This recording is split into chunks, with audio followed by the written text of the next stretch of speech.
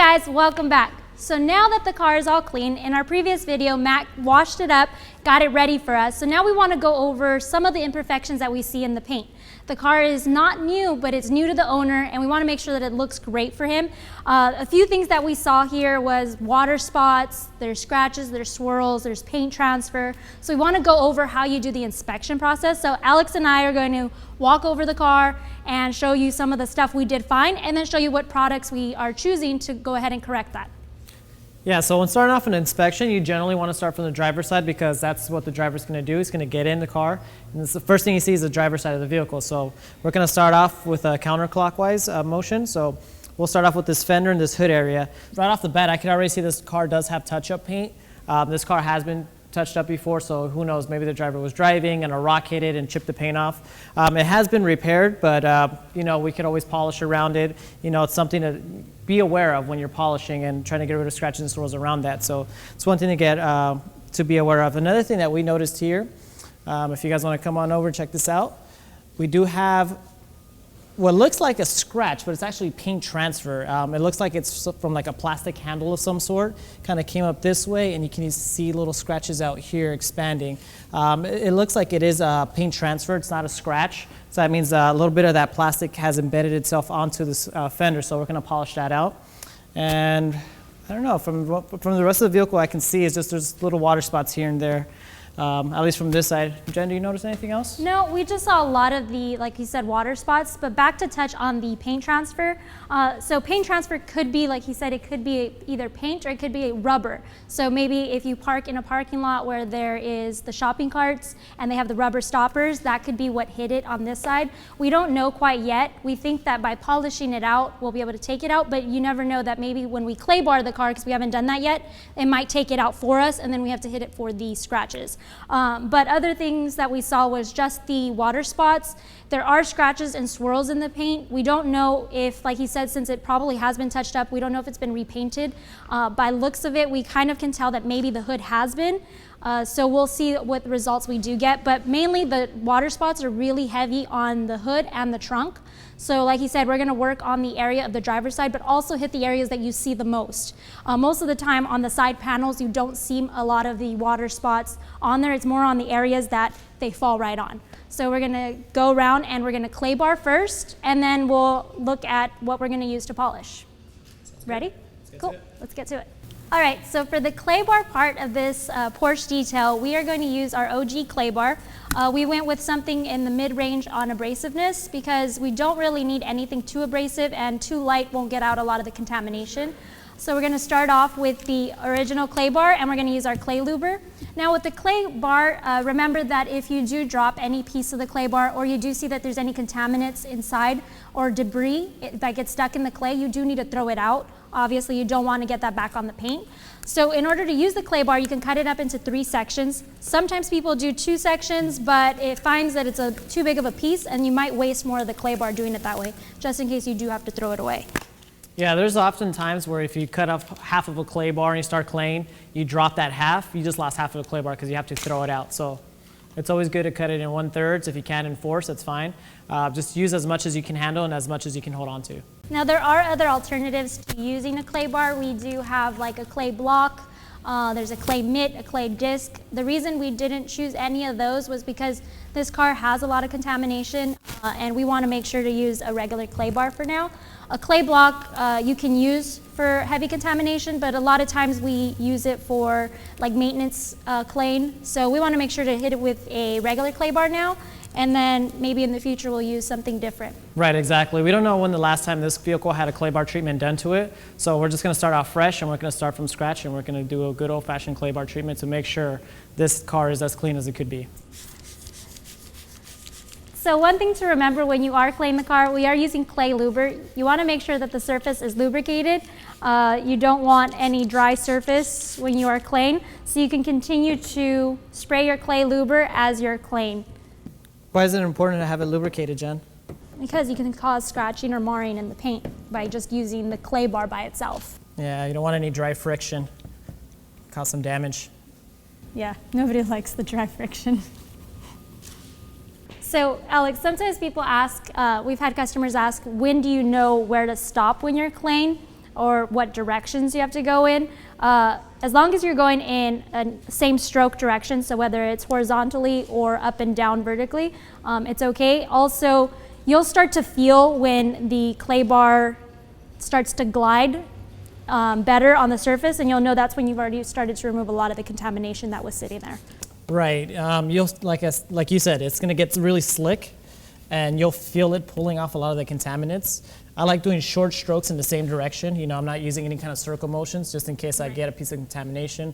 I don't want to do any kind of circular scratches.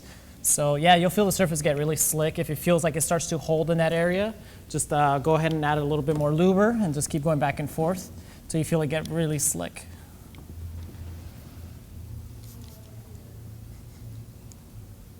Another question that I get often is, do you have to wash your car after you finish clay barring it? You don't have to. Just grab a microfiber and just wipe off any excess lubricant from the surface. So a lot of people think they have to wash their vehicle afterwards. You don't have to.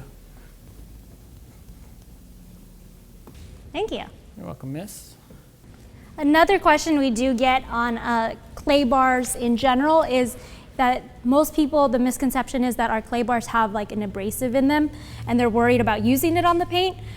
These don't have any micro abrasives that are going to damage your paint. So we're going to move on to try to clay bar the surface over here where there's the paint transfer or the rubber transfer, whatever it was.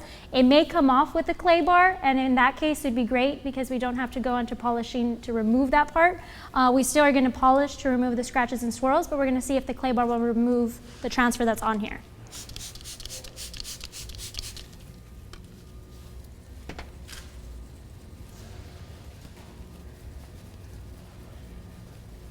Coming off? Nope. What does that mean? It means we need to polish it out. Yeah, it means it's a little bit too deep for a clay bar to be able to take off. So we're most likely going to have to just get it off with a compound and polish it up. Sounds good. Let's do it. All right, so now we're done claying the car, so we're going to move on to polishing. As you saw, we weren't able to remove the paint transfer or rubber transfer, whatever that transfer was that was on the paint with a clay bar. So we're going to move forward and start polishing. Alex, let us know what products you think we should choose today. Sure. So since we are working on a Porsche and we have a good suspicion that the hood has been painted and this vehicle has been painted again in certain areas, we're going to be using our heavy polishing pad. Now the heavy polishing pad in a combination with V36 makes for a good one-step paint correction, and since this, Porsche paint traditionally has always been really soft, and since it has been repainted in certain areas, we don't want to go anything with it too abrasive because lighter compounds and even a heavy polishing pad are good enough to remove scratches and swirls from the surface with doing just with one pass. So that's why we're choosing to go with this. And when you said the lighter compounds, remember with the V line, the lower the number, the higher the abrasiveness. So V32 is more abrasive than something like V36. So you work your way up. So we're going to use a V36, and like he said, we have experience with Porsche paint. Our students did a Porsche in one of our classes, and they had to go through a lot of different passes and had to really do a lot of trial and error to find the right pads for it. So we know that the paint itself is pretty soft. So we're going to try with the green, and if we do see anything that maybe recommends that we should change the pad or the compound or the combination of products we're using, we'll show you guys. But we're gonna start first with the paint transfer, the fender over here, and then we're gonna work our way around and do the front hood and back also. Sounds good. Let's get to it. All right, first things first, a little pad conditioner. You wanna make sure to keep your pad lubricated with pad conditioner as you're polishing. That always happens. Squirt on your friends.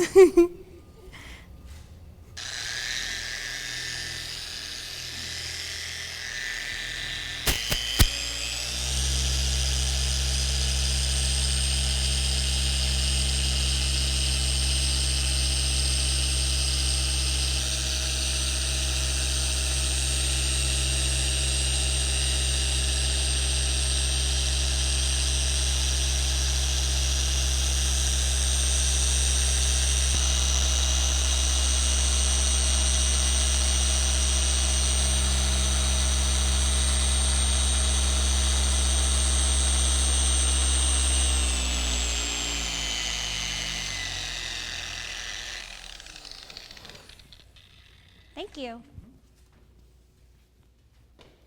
It's awesome. There you go. Came right off. So with just one pass with our V36 and our green pad, we were able to remove the paint transfer. We're going to continue to go forward and keep polishing out the car because there's still scratches and swirls, but you see we just removed it pretty quickly. Yeah, the paint transfer is gone, and from what I can tell, a lot of the scratches and swirls around it are also gone as well. So we killed 2 birds with 1 stone with just that one pass, and we didn't even focus that much on it. So it just goes to show you how soft this paint is and how effective our combination was. So knowing that the combination of pad and chemical is the right choice, we're going to keep going on and remove the rest of the scratches, swirls, water spots, any oxidation, and bring this blue back to its beautiful blue shine.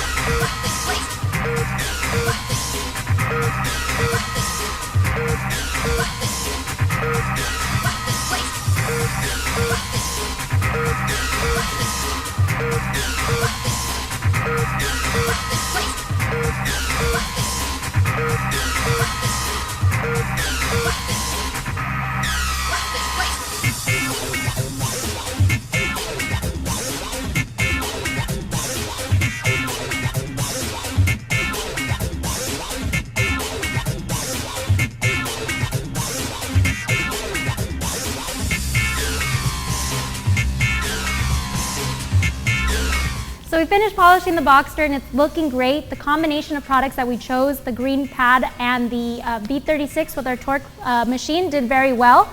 The oxidation, the swirls, the scratches, the water spots, and even that paint transfer was on the side is all gone, and the blue is looking amazing. Yeah, so if you want to know more about the products that we use, go to chemicalguys.com. Be sure to like this video and don't forget to subscribe.